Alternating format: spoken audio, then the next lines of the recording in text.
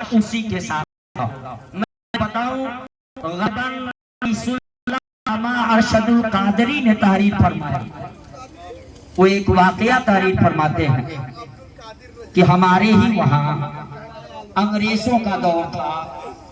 अंग्रेजों के दौर में मौलवी साहब थे जो एक अंग्रेज ऑफिसर के मुंशी थे।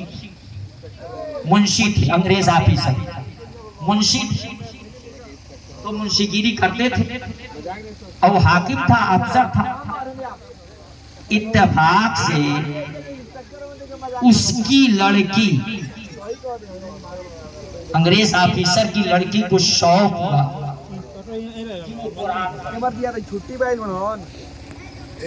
तो उसने मुंशी जी से कहा कि मुंशी जी, मैं चाहती हूँ कि आप लोगों का कुरान मैं पढ़ूं।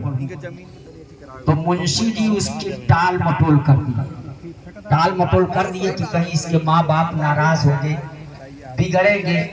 आई हमारा धर्म, हमारा कुरान पढ़ना चाहती है। तो एक बार दो बार वही, अब मुंशी जी टाल मटोल कर दिए, हिला हवाली कर दिए।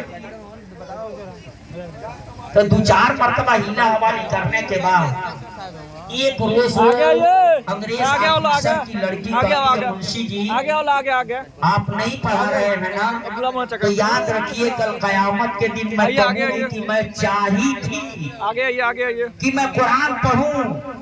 इसके लिए इनसे कई मर्तबा कही थी, आगे जाइए, मगर इन्होंने हवाली कर दिया, पढ़ाया नहीं। तो उसका जवाब आपको देना पड़ेगा।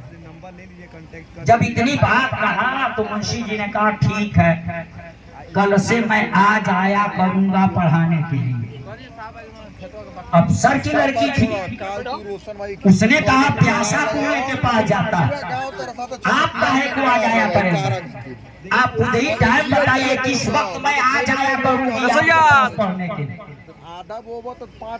टाइम बता दिया, वो जाने लगी पढ़ने।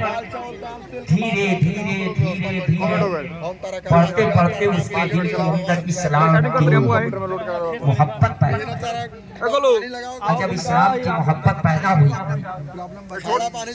उसी बीच में उसकी तबीयत खराब हुई।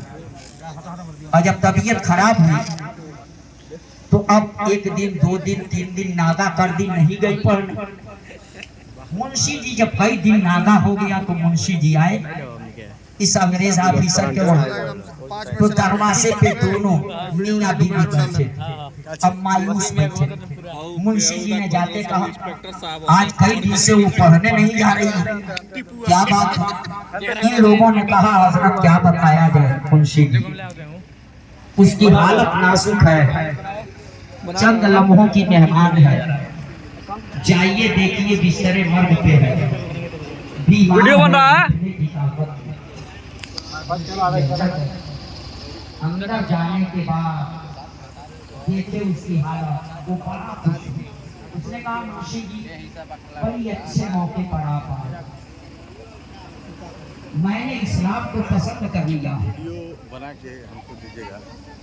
माँ बाप बाहर हैं, आप एक काम कीजिए, मुझे कलमा पढ़ा देना, मुझे दाखिले इस्लाम कर लीजिए।